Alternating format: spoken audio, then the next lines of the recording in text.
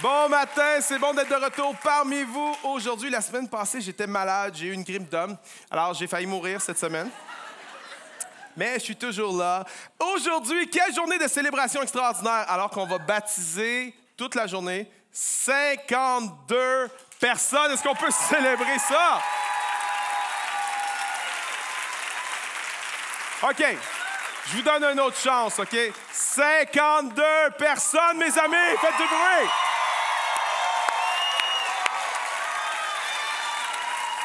Yes! On débute une nouvelle série qui s'intitule Virage, sous-titrée « Comment revenir à Dieu ». Et on va lire la plus grande des plus petites œuvres littéraires de tous les temps. Charles Dickens l'a appelée la plus grande petite histoire jamais racontée. On l'appelle communément la parabole du fils prodigue.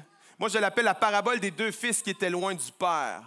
Le fils cadet qui était loin de son père en dehors de la maison et le fils aîné qui était loin de son père dans la maison.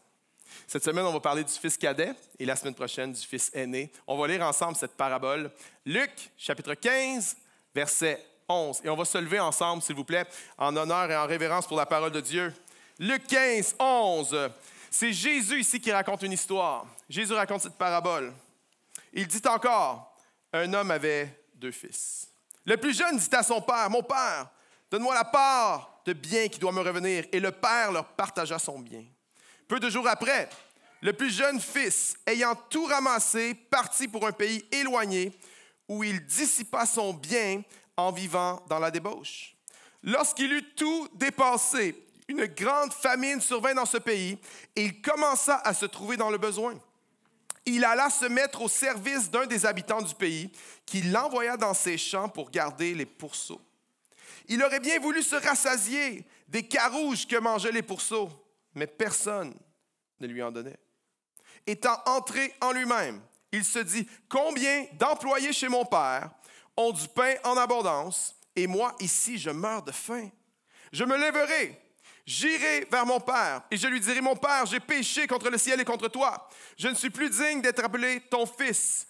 Traite-moi comme l'un de tes employés. » Et il se leva, il alla vers son père. Comme il était encore loin, son père le vit, et il fut ému de compassion. Il courut se jeter à son cou et l'embrassa. Le fils lui dit, « Mon père, j'ai péché contre le ciel et contre toi, je ne suis plus digne d'être appelé ton fils. » Mais le père dit à ses serviteurs, « Apportez vite la plus belle robe et l'en revêtez. Mettez-lui un anneau au doigt et des souliers aux pieds. Amenez le veau gras et tuez-le. Mangeons et réjouissons-nous, car mon fils que voici était mort et il est revenu à la vie. Il était perdu et il est retrouvé. » Et ils commencèrent à se réjouir. Quelle œuvre! Est-ce qu'on peut applaudir la parole de Dieu, quand même? Extraordinaire. Extraordinaire. Avant de t'asseoir, regarde quelqu'un et dis-lui ceci. Il est encore temps de venir à Dieu. Dis ça à quelqu'un. Il est encore temps de venir à Dieu. Vas-y, regarde quelqu'un avant de t'asseoir.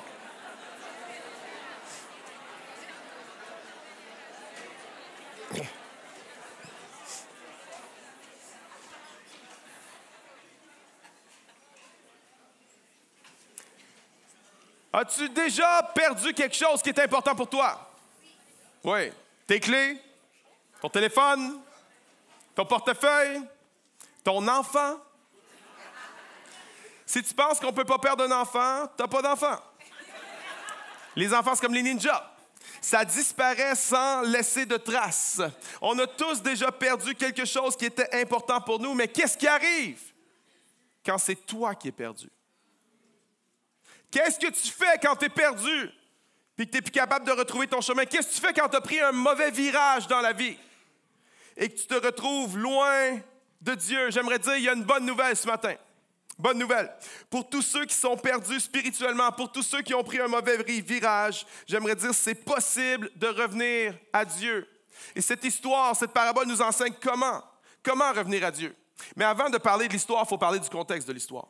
Jésus a raconté cette histoire en réponse à ses critiques. Parce que Jésus mangeait avec les pécheurs et avec les gens de mauvaise vie. Et les gens religieux, les pharisiens et les scribes ont vu ça et ils se sont mis à murmurer contre Jésus et à critiquer Jésus. Et Jésus a raconté cette histoire en réponse à leurs critiques. Il dit, un homme avait 2 fils. Le plus jeune est venu vers son père et il a demandé son héritage. Maintenant, si c'est une offense dans notre culture, aujourd'hui en 2024, de demander l'héritage alors que tes parents ne sont pas morts, laisse-moi dire qu'en Palestine, au 1er siècle, tu étais passible de mort de demander l'héritage à ton père. Essentiellement, il est en train de dire, meurs, papa. Je veux que tu meurs. Vous pouvez être certain qu'à ce moment-là, Jésus a capté l'attention de son auditoire. Hein? Le fils demande l'héritage. Imaginez les pécheurs qui écoutent Jésus. Les publicains qui écoutent Jésus qui disent « Wow! Nous autres, on est voleurs. Mais ce jeune-là, il est pire que nous autres. » Imagine les pharisiens et les religieux qui écoutent Jésus parler et qui, intérieurement, commencent à être fâchés, qui se disent « J'espère que le père va gifler son fils en plein visage pour lui donner une bonne leçon. » Mais à sa grande surprise, lorsque Jésus raconte l'histoire, l'auditoire est estomaqué. Parce que le père accepte, impensable, il accepte de lui donner son héritage. Le fils aîné a probablement eu 2/3. Le fils cadet environ 1/3. Et le fils cadet vend tout son héritage et il va vivre dans un pays lointain. Une vie de débauche. Il vit à Montréal, Paris, Vegas. Il mène une vie de party. Il reste dans les hôtels les plus chers. Il se tient dans les boîtes de nuit les plus branchées. Il paie la tournée à tout le monde. Il paie le resto à tout le monde. Il ramène 3-4 filles chaque soir à la maison. Une vie de sexe, drogue et rock'n'roll. Puis, il dilapide tout. Il gaspille tout. Il perd tout. Et il se retrouve au fond du fond, à garder des pourceaux. Pour un Juif, les Juifs considéraient les porcs comme des animaux impurs. Alors, pour un jeune Juif, de se retrouver gardien de pourceaux, c'était la pire des hontes. Il touche le fond du baril. Il travaille pour un habitant du pays qui lui offre même pas de manger la bouffe des porcs alors qu'il crève de faim lui-même. J'aimerais dire, c'est ça qui se passe. Lorsqu'on s'éloigne de la maison, lorsqu'on s'éloigne de Dieu, on se met à se tenir avec des gens qui ne nous aiment pas. On se met à se tenir avec des gens qui sont toxiques.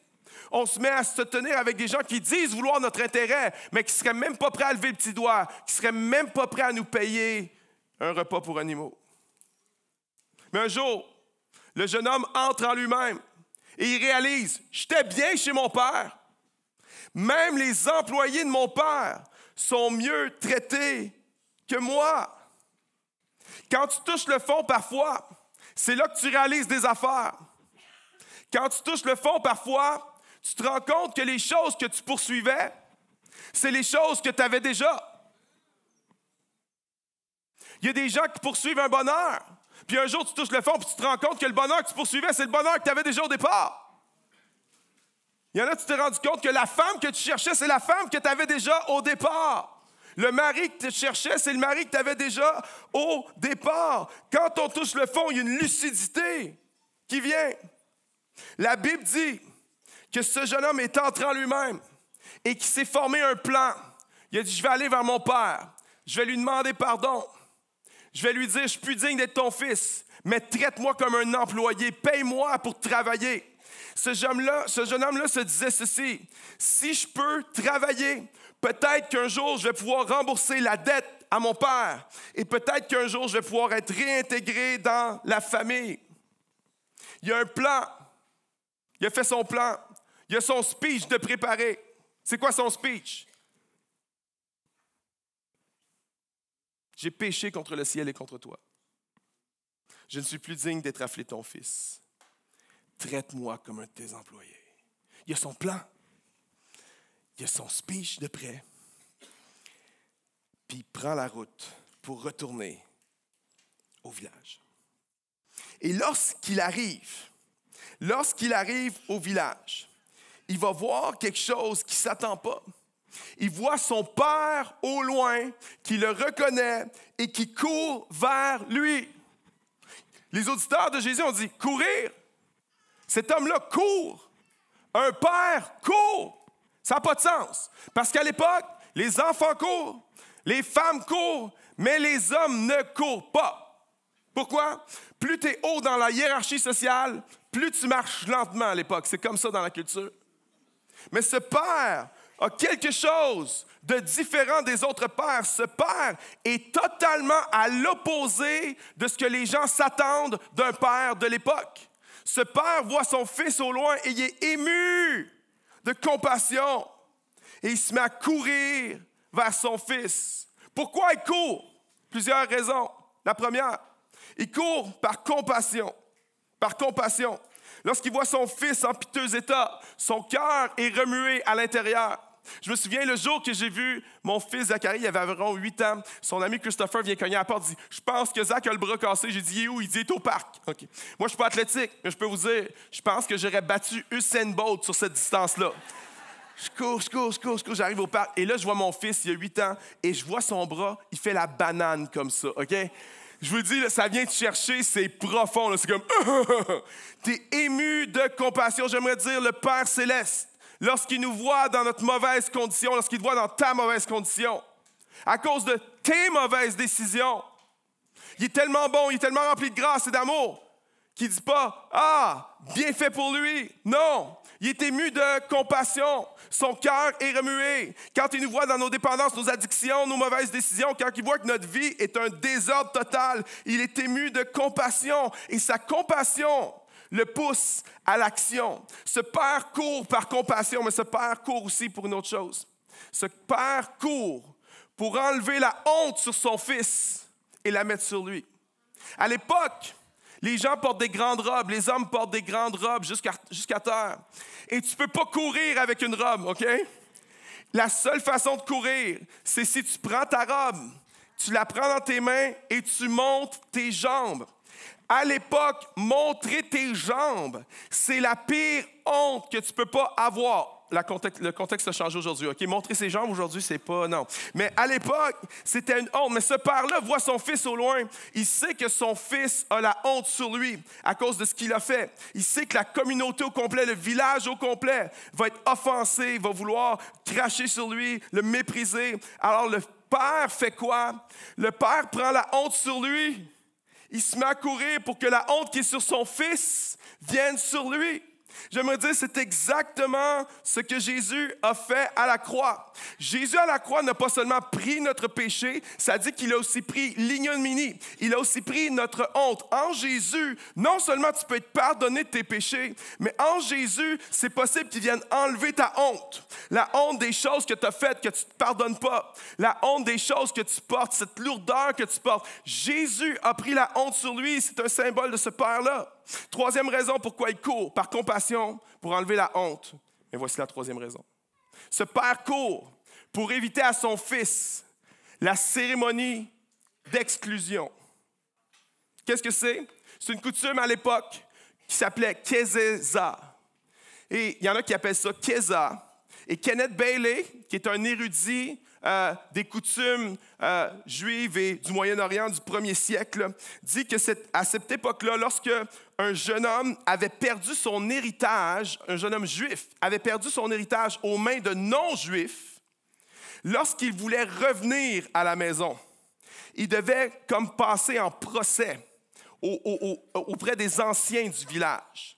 Et les anciens allaient entendre son plaidoyer et déterminer si sa repentance était sincère et poser un verdict. Et si on considérait que le jeune homme n'était pas sincère, qu'il n'était pas digne de confiance, ce qu'on faisait, c'est que d'une façon symbolique, on prenait un pot comme celui-ci, un pot d'argile, et on mettait du grain de maïs dedans. Et c'est une culture très visuelle. Et à l'époque, ce qu'on faisait, si on déterminait qu'il n'était pas digne de confiance, qu'il n'était pas digne d'être restauré dans la communauté, on prenait ce pot-là et on le fracassait au pied du jeune homme. C'était un symbole pour dire « Tu es banni. Tu n'es plus bienvenu ici. Ce que ce vase est brisé, c'est comme ça que tu nous as brisés. Tu n'as plus ta place parmi nous. » Keza.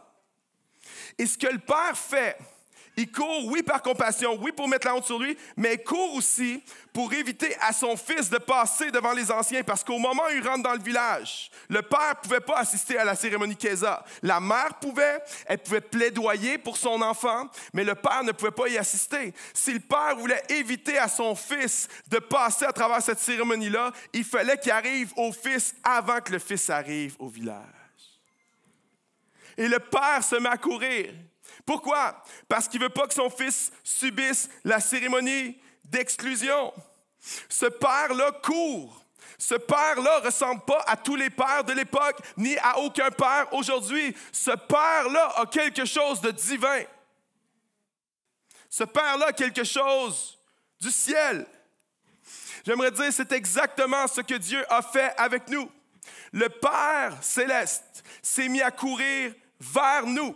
La plus grande course de tous les temps, ce n'est pas le 100 mètres de Usain Bolt en 9 secondes 58 centièmes. Non, non, non. La plus grande course de tous les temps, c'est lorsque Jésus-Christ a été crucifié à la croix, lorsqu'il a été sacrifié à la colère de Dieu. Ça, c'est Dieu qui a pris l'avance. C'est Dieu qui a bougé en premier. C'est Dieu qui est venu vers nous, qui a couru vers nous en Jésus-Christ. C'est ça.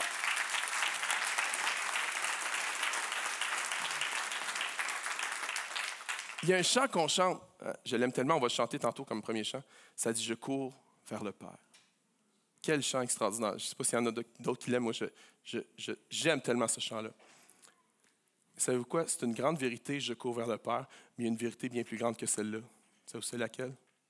C'est que le Père court vers moi. La seule raison pourquoi tu peux courir vers le Père, c'est que le Père a couru vers toi en premier. La seule raison pourquoi tu peux aimer Dieu, c'est que Dieu t'a aimé en premier. La seule raison qui fait que tu peux avoir la foi, c'est parce que Dieu t'a donné le don de la foi. La seule raison qui fait que tu peux te repentir, c'est parce que Dieu t'a donné le don de la repentance. Dieu est toujours celui qui bouge en premier. Dieu court après nous. Lorsque Jésus est envoyé, c'est Dieu qui court après nous. Il y en a, Dieu te court après, puis tu ne le vois pas. Tu t'en rends pas compte, tu es aveuglé à ça. Juste le fait que tu es ici ce matin. Quelqu'un t'a invité, je le sais, tu as répondu à l'invitation, bien sûr. Mais j'aimerais te dire, le fait que tu es ici ce matin, c'est parce que Dieu te court après. Il y en a, oui.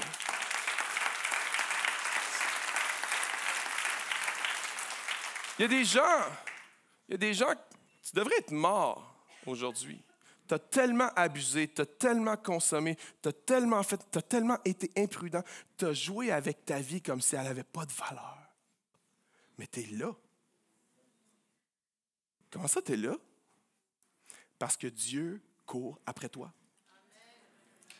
Il y en a ta famille, là. Ouais.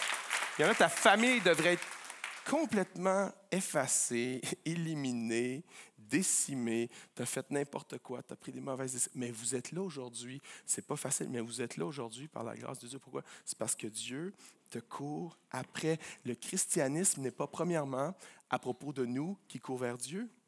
Le christianisme, c'est premièrement à propos de Dieu qui court vers nous.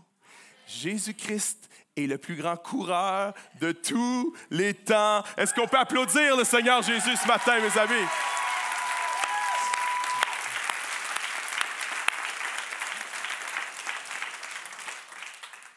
Lorsque le Fils rentre au village, il sait très bien qu'il va devoir faire face à la cérémonie Kéza. Alors, qu'est-ce qu'il fait? Il a son plan. Je vais travailler fort. Je vais compenser.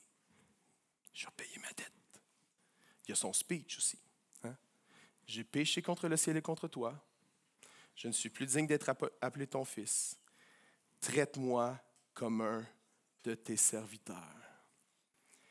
Il s'attend à faire face à Kéza. Mais qu'est-ce qu'il a?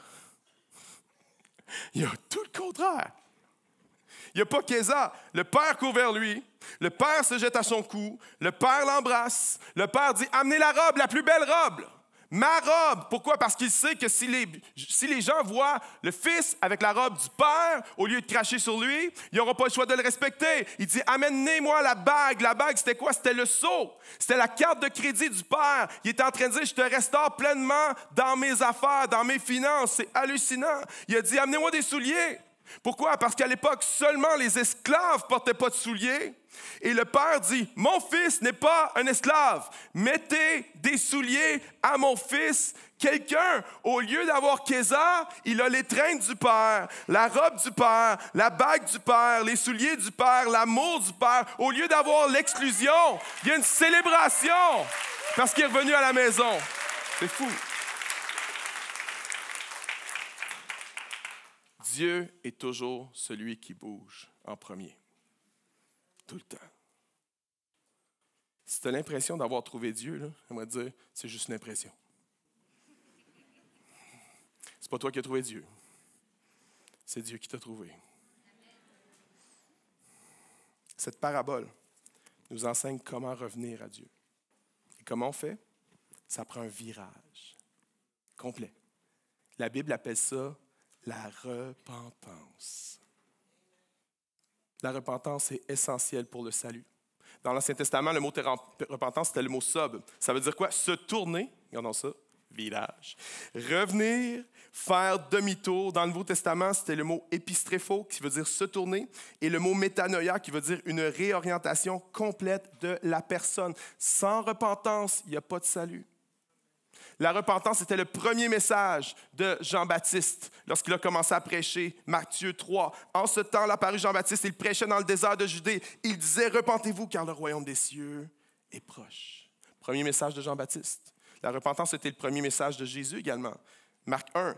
Après que Jean eut été livré, Jésus alla dans la Galilée. Il prêchait la bonne nouvelle de Dieu. Il disait, le temps est accompli et le royaume de Dieu est proche. Repentez-vous et croyez à la bonne nouvelle. Premier message de Jean-Baptiste, premier message de Jésus, premier message que les apôtres ont été envoyés prêcher. Marc, chapitre 6.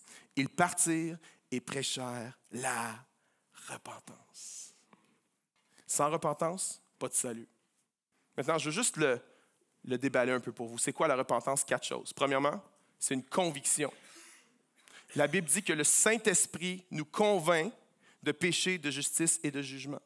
Lorsque le Saint-Esprit te convainc de péché, c'est qu'il y a des choses qu'avant tu disais, c'est super ça, puis maintenant, tu ne le vois pas super.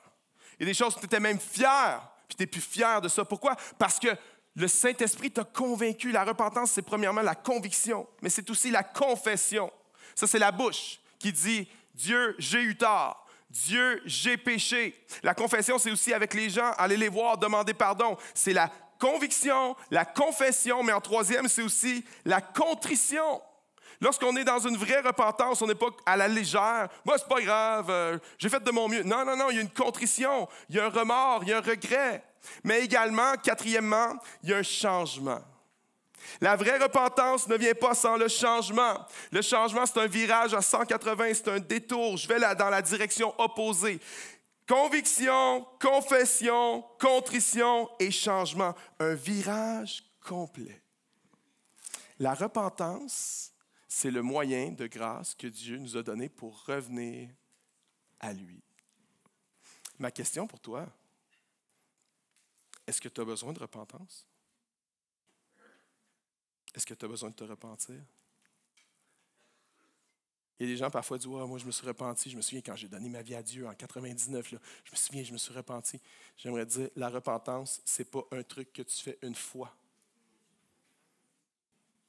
Parce que tu peux être dans la maison du Père puis être bien perdu, puis avoir besoin de revenir à Dieu. Est-ce que tu as besoin de te repentir? J'aimerais dire ceci, la bonne nouvelle, c'est que si tu as besoin de te repentir pour quelque chose, peu importe ce que c'est, il y a peut-être des péchés que tu as faits que les gens ne te pardonneront jamais. Ça se peut, ça. La vie est comme ça parfois. Mais j'aimerais dire, peu importe ce que tu as fait, il n'y a aucun péché que Dieu ne peut pas pardonner si tu viens en repentance devant lui. Comment on revient à Dieu? On se repent. Virage. Maintenant, j'ai une question pour vous. À quel moment dans l'histoire le Fils s'est repenti? Moi, j'ai toujours pensé, c'était au verset 17, je le lis. Rentrant lui-même, il se dit, combien d'employés chez mon père ont en abondance, et moi ici, je péris à cause de la famine. Je me lèverai, j'irai vers mon père, et je lui dirai, Père, j'ai péché contre le ciel et contre toi. Je ne suis plus digne d'être appelé ton fils. Traite-moi comme l'un de tes employés. Il se leva, et il alla vers son père. Moi, j'ai toujours pensé, je l'ai lu des centaines de fois, que le fils s'est repenti lorsqu'il est entré en lui-même. Mais cette semaine, je lisais un commentaire du Dr. Kenneth Bailey, qui est un érudit, un spécialiste de la culture du Moyen-Orient et de la culture de la Palestine au 1er siècle après Jésus-Christ. Et Dr. Bailey, qui a étudié ces paraboles-là vraiment comme personne, lui, il dit que dans le texte, c'est clair, c'est pas clair pour nous, mais c'est clair dans le texte, qu'en fait, le fils ne s'est pas repenti tout de suite. C'est pas quand il dit « Ah, je vais retourner chez mon père ». Non, non.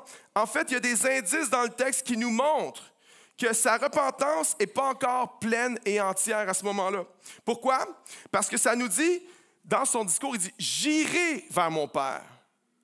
Et après ça, ça dit « Il alla vers son père ». Ce n'est pas des mots qui démontrent la repentance. S'il avait dit « Je vais retourner vers mon père », ça, c'est des mots qui démontrent une repentance. Alors, Matthieu a intentionnellement utilisé des mots pour nous démontrer que c'est en surface. Ce n'est pas encore deep. Il n'est pas repentant. Il est juste pogné. Il n'est pas repentant. Il est juste dans le caca. Un autre indice dans le texte qui nous dit ça, Dr. Bailey dit, lorsqu'il fait son speech, lorsqu'il prépare son speech, ses premières paroles vont être « J'ai péché contre le ciel et contre toi ». Et Dr. Bailey dit que dans la Bible, il y a un seul endroit ailleurs où quelqu'un a prononcé des paroles semblables à celles-là. « J'ai péché contre le ciel et contre toi ». Savez-vous qui a dit ça? C'est pas Jésus, c'est pas le roi David, non, non. Savez-vous c'est qui? C'est le pharaon d'Égypte. C'est les paroles qu'il a dit à Moïse après la 8e plaie. J'ai péché contre le ciel et contre toi. Maintenant, je pose la question, est-ce que Pharaon était repentant?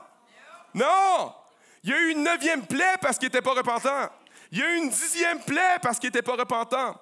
En fait, Jésus, qui est un spécialiste des Écritures, et son auditoire, c'est qui? Des pharisiens et des scribes. En utilisant les mots de Pharaon, Jésus savait que les pharisiens catcheraient. Le jeune n'est pas encore repentant, il est juste pogné.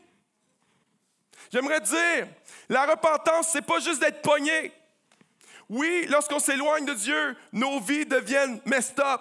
Nos vies deviennent parfois un enfer sur terre lorsqu'on s'éloigne de Dieu. Mais la repentance, c'est pas juste de dire « je veux que Dieu arrange les choses ». Non, non, non. La repentance, c'est de vouloir rétablir la relation avec le Père. Ça, c'est la vraie repentance. Ouais.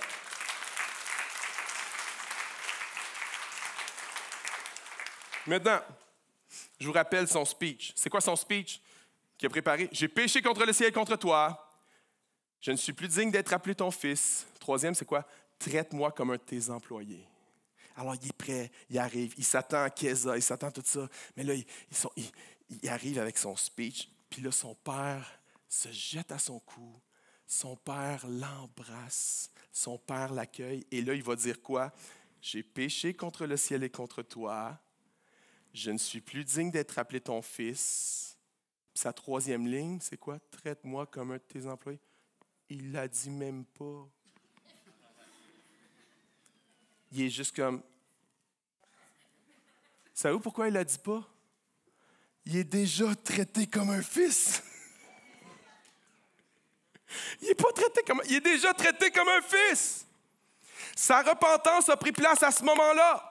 Parce qu'à ce moment-là, il a fallu qu'il renonce à son petit plan personnel de rapiécer par lui-même, de compenser par lui-même. À ce moment-là, il réalise, il n'y a rien que je peux faire pour réparer les affaires. À ce moment-là, il réalise que ça n'a jamais été à propos du cash. Ça a toujours été à propos du cœur du Père qui était tellement brisé de le voir partir. Puis là, il réalise ça. Puis il fait juste « shut up ». Puis il reçoit la grâce et l'amour de Dieu. C'est là que sa repentance est arrivée.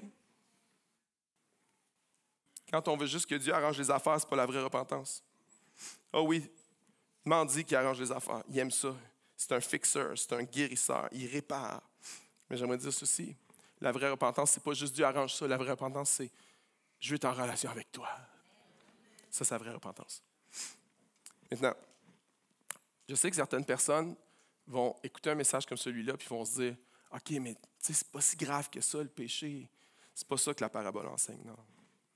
La parabole enseigne le contraire. C'est tellement grave que je méritais l'exclusion. Je méritais Kéza. Je méritais d'être, Kéza veut dire coupé. Je méritais d'être coupé. Mais en Jésus-Christ, Dieu le Père s'est tenu lorsque Jésus était crucifié à la croix. À la croix, c'est comme si le Père prenait le pot puis qu'il venait le lancer aux pieds de son Fils. À la croix, Dieu a dit à son Fils, « Tu es Kéza. Tu es exclu. » Dieu a dit à son Fils, « Tu es coupé. Mon Dieu, pourquoi m'as-tu abandonné? » Il a dit à son Fils, « Tu es exclu, tu es coupé, tu es Kéza. » Et je vais prendre un mot fort, mais c'est la vérité, c'est écrit dans Galates. Il a dit, « Tu es maudit. » À la croix, le Fils de Dieu était maudit. Maudit celui qui soit pendu au bois. Maudit, pourquoi?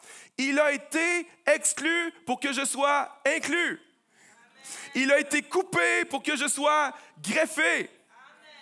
Il a été Kéza pour que je sois pardonné et que je sois sauvé. À cause de la croix de Jésus-Christ, c'est possible de revenir à Dieu. C'est possible de se repentir. C'est possible de faire un virage. Et il y en a, c'est ça que tu vas faire aujourd'hui. Tu vas revenir à Dieu parce que Dieu t'attend dans le détour, mon ami. Le Père court vers toi.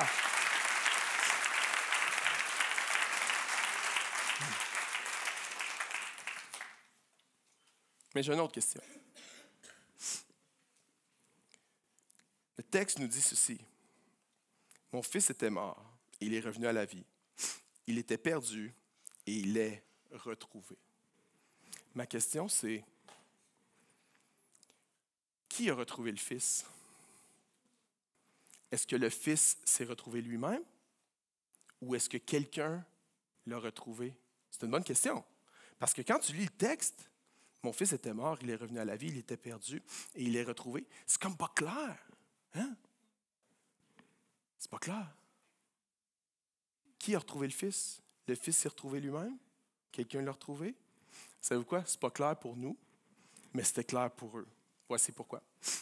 Les Juifs du premier siècle voulaient au minimum utiliser le nom de Dieu. Alors, ce qu'on faisait, c'est que dans les écrits ou dans même en parler, on essayait de ne pas dire le nom de Dieu. Le nom de Dieu est tellement saint, le nom de Dieu est tellement grand qu'on essaie de ne pas le dire. Alors, dans les évangiles, à 250 reprises, on utilise des formes passives pour éviter de dire le nom de Dieu. Comme par exemple, dans Matthieu 5, « Heureux ceux qui pleurent, car ils seront consolés. » Le texte utilise une forme passive parce qu'on pourrait dire littéralement « Heureux ceux qui pleurent, car ils seront consolés par Dieu. » Mais c'est la forme passive pour éviter de mentionner le nom de Dieu. Et ce texte est un de ces 250 exemples. Alors, le texte qui dit « Mon fils était mort et il est revenu à la vie, il était perdu et il est retrouvé » peut être traduit comme celui-ci. Écoutez bien. « Mon fils était mort et je l'ai ramené à la vie. Il était perdu et je l'ai retrouvé. » C'est pas le fils qui s'est retrouvé lui-même. Quand tu es perdu, tu ne peux pas te retrouver toi-même. Ça prend quelqu'un qui vient te trouver, ça prend quelqu'un qui vient te chercher. Et Dieu le Père est celui qui est venu à notre recherche. Il est venu en Jésus-Christ nous chercher en premier, car le Fils de l'homme, Luc 19, car le Fils de l'homme, 4 chapitres plus tard, est venu chercher et sauver ce qui était perdu. Dieu court, puis Dieu cherche. Cette parabole me fait toujours penser à une histoire qu'on a vécue, notre famille. lorsque mes enfants étaient jeunes, il y avait Anthony, 5 ans, Zacharie, 3 ans, et la petite Léa, 1 an, dans une poussette. Et ma femme était allée à Trois-Rivières pour magasiner. Les parents vivaient à Trois-Rivières à cette époque-là. Puis elle est allée au magasin Sears pour magasiner avec les kids. Puis ma femme, toujours très, très, très allumée, fait toujours attention, les kids. OK, restez proches, tout le temps, tout le temps, tout le temps. Puis ce jour-là, à un moment donné, elle met son attention quelques secondes sur un vêtement pour le regarder. Et quand elle se revire, il en manque un. Zacharie, 3 ans, a disparu. Et nous autres, chez nous, quand il en manque un, c'est toujours le même qui manque tout le temps. Zach, 3 ans. Fait que là, ma femme panique pas trop au début. Zach! Zach, t'es où, Zach? Zach! Viens voir maman, Zach! Puis là, ma femme l'appelle, mais il n'y a pas de réponse. Alors là, le stress commence à monter un petit peu. Le ton commence à monter un petit peu aussi. Et là, de Zach, on passe à Zacharie. Zacharie, viens voir maman. Zacharie, viens voir maman. Mais il n'y a pas de Zacharie, alors l'angoisse monte un petit peu, le ton monte un petit peu. Zacharie Potier. Tu sais, quand ta mère t'appelle par ton nom de famille? Zacharie Potier, viens voir maman tout de suite. Cherche Zacharie, pas de réponse. Les clientes autour commencent à regarder ma femme. Disent, madame, qu'est-ce qui se passe? Je dis, j'ai perdu mon petit garçon, il s'appelle Zacharie, il y a 3 ans, on va le chercher avec vous. Alors ma femme cherche Zacharie, les clientes cherchent Zacharie, on ne trouve pas de Zacharie. À un moment donné, la vendeuse, son attention est attirée, elle vient vers ma femme, elle dit, qu'est-ce qui se passe, madame? J'ai perdu mon petit garçon, je cherche avec vous. Alors tu as les vendeuses, tu as les clientes, tu as ma femme qui cherche Zacharie, il n'y a pas de Zacharie. Après quelques minutes, la vendeuse dit, OK, je vais appeler la sécurité. Elle prend le téléphone, elle appelle la sécurité. Et ça n'a pas pris 1 minute. Ils étaient au 2e étage, le rayon était au 2e étage, proche de l'ascenseur. Ça n'a pas pris 1 minute. La porte de l'ascenseur rouvre, puis il y a 4 gardiens de sécurité qui viennent, puis qui entourent ma femme. Ils disent, bonjour madame, vous avez perdu votre petit garçon? Oui. Comment est-ce qu'il s'appelle? Zacharie. Il a quel âge? Il a 3 ans. Il est habillé comment? Des jeans et un chandail bleu. Il y en a un qui pogne son toquet, il dit, barrez les portes du magasin, personne rentre, personne sort. Il dit, les gars, on s'en va chercher Zacharie. Et il se disperse comme ça, puis il laisse ma femme comme ça. Alors, ma femme, c'est une... OK, ma femme, tu ne vas pas la garder à rien faire, c'est certain. Elle regarde Anthony, 5 ans, elle dit, Anthony, tu pousses la poussette avec ta sœur dedans, tu me colles aux fesses, on s'en va chercher ton frère. Et là, ma femme, tu sais, 5 pieds 1, elle faisait des pas de géant. Puis là, tu avais le petit Antoine en arrière qui essayait de suivre, qui n'était pas capable de suivre. Puis là, à un moment donné, il y a de l'angoisse qui commence à monter dans Anthony parce que sa famille, c'est tellement important. Puis son frère, il aime tellement son frère. Fait que là, à un moment donné, il fait... On a perdu mon frère! Mais là, il vient paniquer. On a perdu mon frère! Et là, il répète sans arrêt. On a perdu mon frère! On a perdu mon frère! On a perdu mon frère! Pareil comme un système d'alarme, tu sais. Et là, il court avec la poussette comme ça, puis il crie « On a perdu mon frère! On a perdu mon frère! On a perdu mon frère! » Alors ma femme met les breaks, elle regarde « Anthony, ça va faire, là! » Elle s'en va plus loin, elle s'en va voir dans le coin des toilettes. Il y avait un gardien de sécurité là-bas, puis il y a un monsieur qui sort des toilettes des hommes. Puis il y a un gardien qui dit « Monsieur, y a-t-il un petit garçon dans les toilettes là-bas? » Et là, le monsieur dit « Moi, j'ai pas rien fait avec un petit garçon! » Pauvre monsieur. Cherche Zacharie partout dans le magasin. Trouve pas Zacharie. 5 minutes. Ça commence à être long. 6, 7 minutes, 10 minutes. Après 10 minutes, là, tu veux mourir. Là.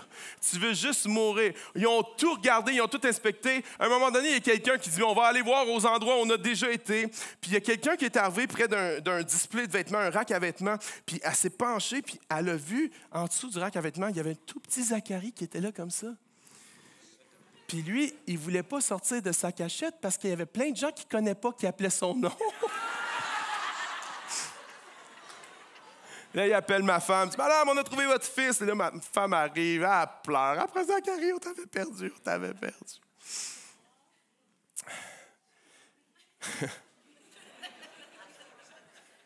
Elle m'appelle. Elle me raconte l'histoire. Moi, je ne l'ai pas vécu, là. Je meurs. Je meurs au téléphone juste à entendre l'histoire. Le soir, quand on arrive à la maison, Zach, il rentre tout petit. Zacharie! Là, je pars à pleurer. On a perdu mon fils! On a perdu mon fils! Non, pas vraiment, mais je pleurais comme une madeleine quand même. Et là, j'ai dit, Zach, il faut qu'on se parle. Je l'assois, puis je dis, Zach, là, c'est important ce que je vais te dire. C'est mal ce que tu as fait. Je ne suis plus ton père. Tu n'es plus mon fils. Mais non. Mais non. Je suis fait, oh, Zachary, on t'avait perdu. On t'avait perdu. Et on a pleuré de joie. Pourquoi? Parce que mon fils, qui était perdu, était maintenant retrouvé. J'aimerais te dire ceci. C'est pas la seule fois où on l'a perdu. Quand il avait 6 ans, on l'a perdu à New York. Pas longtemps, mais on l'avait perdu. Mais j'aimerais te dire ceci. C'est pas la seule fois non plus où on l'a perdu. On l'a perdu il y a 2 ans. Puis on ne l'a pas perdu chez Sears ou dans le métro de New York. On l'avait perdu spirituellement. Mon fils, qui avait grandi dans l'Église, grandi dans la foi, a commencé à se détourner. Puis il était habité dans un pays lointain. Ah, pas physiquement. Il restait encore chez nous à la maison. Mais spirituellement, il était loin. Loin de ses parents. Loin de lui-même. Parce que quand tu es loin de Dieu, là, tu perds ton identité. Loin de ses parents, loin de lui-même, mais surtout loin du Père. Et on a tellement prié. Et plusieurs ont prié, plusieurs parmi vous, vous avez prié. Puis il était comme le fils prodigue. Quand tu es dans le fond, tu te mets à te tenir avec des gens qui ne t'aiment pas. Tu acceptes des affaires que tu ne devrais pas accepter. Et on a prié. Et par la grâce, Dieu l'a rappelé. Il a commencé à faire son chemin vers la maison du Père. Par la grâce de Dieu, il a commencé à revenir à la maison. Mais savez-vous ce qui l'a ramené à la maison? Ce qui l'a ramené à la maison, c'est pas que c'était pas basé sur sa propre valeur et sa propre bonté. Non, ce qui l'a ramené à la maison, c'est qu'il savait que c'est la bonté du Père. C'est la bonté de Dieu qui nous pousse à la repentance. Et l'automne dernier, on l'a baptisé ici, à l'Église.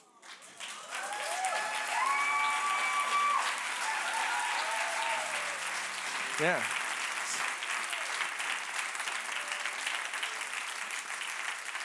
Et j'y ai demandé la permission de raconter l'histoire. Il dit, papa, il faut que tu le racontes. Parce qu'il y a plein de gens qui sont loin de Dieu, puis qui ont besoin de revenir à Dieu. Puis aujourd'hui, non seulement il est baptisé, il marche avec Dieu, il aime le Seigneur.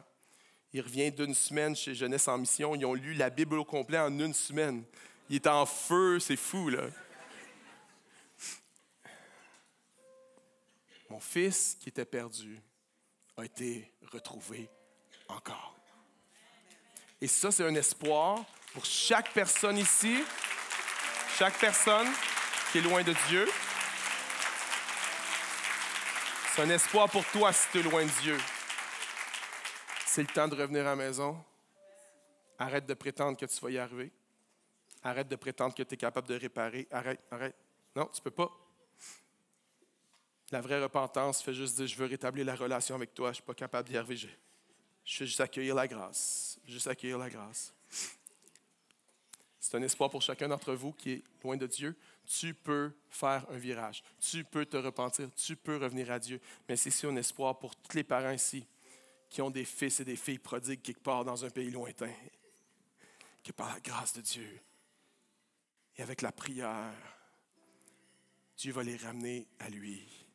Parce que le Père veille. Le Père attend matin et soir. Il attend le retour à la maison de ses enfants qui se sont éloignés de lui. Amen. Est-ce qu'on peut acclamer le Seigneur Jésus ce matin?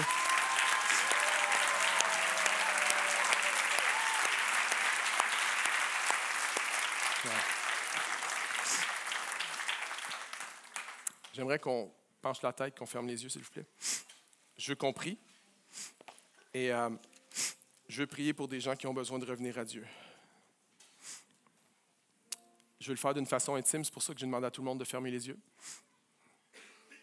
Mais j'ai une invitation pour toi. Si tu es ici, tu es loin de la maison du Père, peu importe si tu as déjà été à l'église ou pas, peu importe, que tu sois religieux ou pas, si tu es loin de la maison du Père, si tu es perdu en ce moment, tu as besoin de revenir à lui.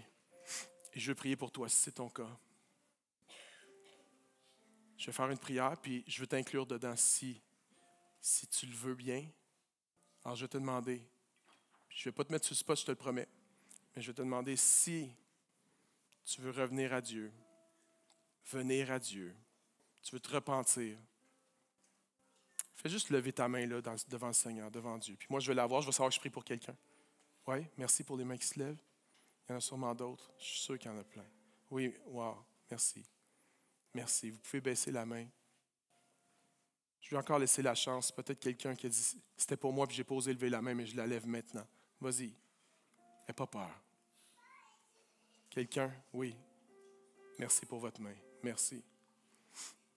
Maintenant, je vais prier pour vous, puis je vais demander à toute l'Église de m'aider à prier. Parce que je veux que tu pries toi aussi, puis des fois, on ne sait pas comment prier, alors que les autres nous aident, ça aide beaucoup. Alors, je vais demander à toute l'Église de répéter cette prière après moi. Père Céleste, aujourd'hui, je confesse que je suis loin de toi, que j'ai besoin de revenir, que j'ai besoin de me repentir. Je te demande pardon pour mes fautes. Je reconnais que je ne peux rien faire pour mériter ta grâce et ton amour. Mais merci qu'en Jésus-Christ, tu m'accordes ta grâce et ton amour. Aujourd'hui, je fais un virage. Je reviens à la maison du Père. Dans le nom de Jésus. Et toute l'Église dit Amen. Est-ce qu'on peut donner de l'amour à toutes les personnes qui ont pris la décision de revenir à Dieu aujourd'hui? Allez, allez, allez, allez!